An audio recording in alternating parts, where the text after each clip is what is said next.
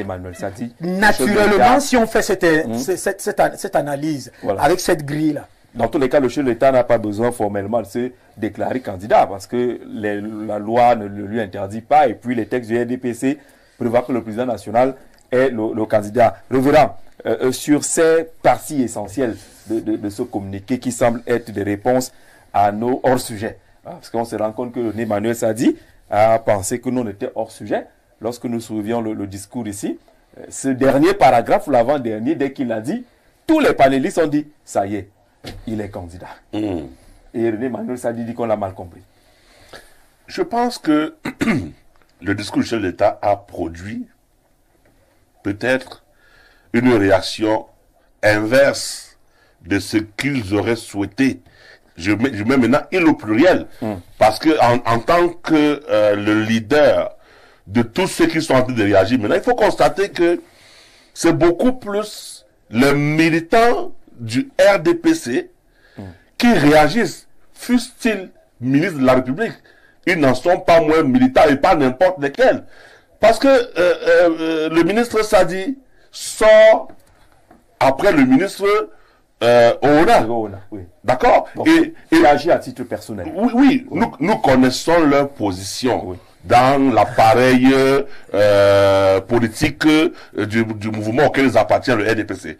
Nous connaissons les positions. Oui. Donc, secrétaire général adjoint du comité central, René Sadi est membre du bureau politique, c'est-à-dire que les patrons. Il a été quoi? Secrétaire général. Voilà. Donc, ils viennent comme pour nous donner la bonne lecture qu'on devrait avoir de la sortie de leur champion. Parce que clairement, ils le répètent à tue-tête, leur texte prévoit que c'est le chef de leur parti qui est leur candidat. Il l'appelle d'ailleurs le candidat naturel. Oui. Donc il n'y a même pas de débat sur l'éventuelle candidature de chef de l'État. Tant qu'il demeure le responsable, le président de ce parti politique, il est le candidat de ce parti politique. Donc il n'y a même pas de débat là-dessus. Donc venez dire autre chose qu'on voudrait pouvoir dire. Moi je voudrais faire la lecture de dire que c'est plutôt le contraire qu'on veut dire. Qu'il n'a pas dit qu'il ne sera pas candidat. Oui. Explication de texte. C'est logique. Version du révérend. Oui, ça c'est qu'il dit est très fondé. Parce que d'office, il est candidat. Oui.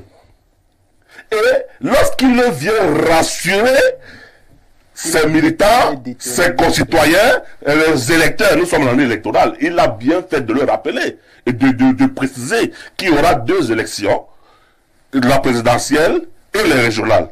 Donc, nous sommes en début d'année et c'est l'année électorale et il vient rassurer l'électorat pour dire, soyez-en sûrs, je suis encore en verve et capable de continuer à vous satisfaire dans la conduite des affaires de la société. D'ailleurs, j'y tiens.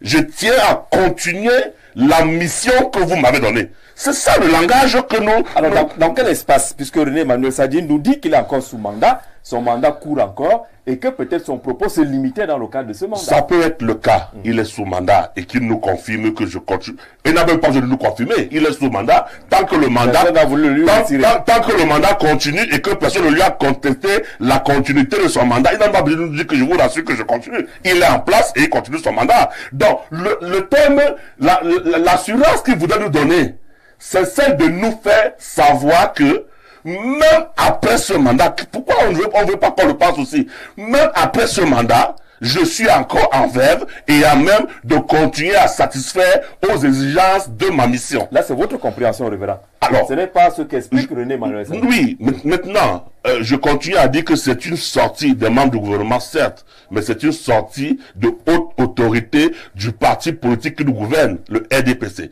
qui, justement, je parlais de l'effet inverse, qui, en voulant rassurer la population, a reçu le message inverse du leur, venant de la population, qui leur dit, ben attention, nous ne sommes pas sur la même longueur d'onde. Nous ne naviguons pas, n'est-ce pas, sur le... Donc, ils se rendent compte qu'il y a un message contraire qui arrive. Et la réaction immédiate a été de vouloir taper sur les premières personnes, disons-le entre guillemets, fortes, qui portent ce message de la population, parce que il ne faudrait pas nous laisser croire que tous les Camerounais ont compris autre chose que seuls les militants du RDPC savent comprendre. Encore que plusieurs militants ne l'ont pas compris. Hein.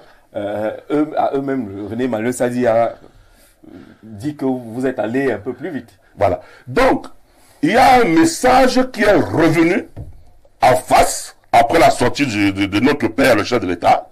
Et face à ce message, il y a lieu de s'arrêter et de réorganiser, de se regarder de nouveau dans le miroir, de se reconstituer et de dire qu'est-ce que nous faisons, où allons-nous. C'est pourquoi... Est-ce qu'il n'y a pas le risque d'incertitude finalement après cette sortie? Mais c'est là où je voulais arriver. Je voulais arriver pour là, dire on est dans les mots avec MAUX. Là où nous nous trouvons aujourd'hui, à quelques mois, c'est même tard, de mon point de vue, pour le RDPC, de vouloir nous faire croire qu'ils n'avaient pas M. Pobia comme candidat et qu'ils ont un autre candidat à côté, qu'ils ont préparé et tout. À quel moment pensent-ils pouvoir le préparer? À quel moment pensent-ils pouvoir le présenter? À quel moment pensent-ils pouvoir nous amener à l'accepter et adhérer à cette mouvance? Est-ce qu'ils ne sont pas pris dans leur propre piège de continuité et de dire que nous avons toujours gagné, nous gagnerons toujours et notre champion est là et tant qu'il est là, nous sommes assis et bien assis. Peut-être qu'ils sont pris à leur propre piège et il faut réagir. La réaction, comme je disais, des administrateurs immédiatement a été celle de vouloir frapper et de vouloir sévir, mais ils se sont rendus compte qu'en face également... C'était la mauvaise option. Voilà, c'était la mauvaise option. Il y avait garçon en face. Et donc, il y a cette double sortie. Après celle de Grégoire, on a celle de René Sadi qui viennent tempérer, qui viennent apaiser et qui viennent rappeler qu'il faut laisser les Camerounais s'exprimer. Raison de plus, lorsque nous nous exprimons ici, nous ne nous exprimons pas ici parce que nous en avons envers ou contre X ou Y, mais nous portons le message qui, pour leader de société civile que nous sommes et pour chacun de nous dans sa casquette, sont une expression d'abord des citoyens et ensuite de communauté. Donc il est même intéressant pour ceux qui nous gouvernent d'avoir ce retour des gouvernés pour savoir réajuster et rééquilibrer la machine ou la balance afin que le bateau ne tangue pas. D'accord. Bon après-midi et merci pour la façon dont les débats sont menés. Je suis Anthony Takunju depuis Nkolbison. Monsieur Jean Axé, ne pas oublier qu'avant les réactions d'après discours du président, il y en avait eu avant. Nous pensons à Monseigneur Cléda qui trouvait irréaliste une probable candidature de Paul Biya. Rebonsoir, vous savez, le président de la République a fait un discours et certains de ses affidés refusent que nous en fassions l'interprétation qui nous sied. Qu'est-ce qui fait croire à M. Sadi que ce qu'a dit le président de la République est différent de ce qu'il avait dit devant Macron? En outre, rien ne dit que la réaction des évêques est en rapport avec ce discours, à moins que le président de la République ait envoyé son MINCOM pour piéger les éventuels prétendants d'un éventuel G25 qui pourrait se former et les foutre à Kondengui afin de donner la chair fraîche à la population qui aime bien ça. Ndobo depuis Ferrara du côté de l'Italie qui nous propose également son interprétation. On va dire qu'il ne faut pas appeler, c'est pour les messages. Le débat sera encore houleux au Cameroun lorsque le président se prononcera sur sa candidature. Ce feuilleton nous réserve beaucoup de choses à l'avenir. Raphaël du côté de Marois qui nous entraîne dans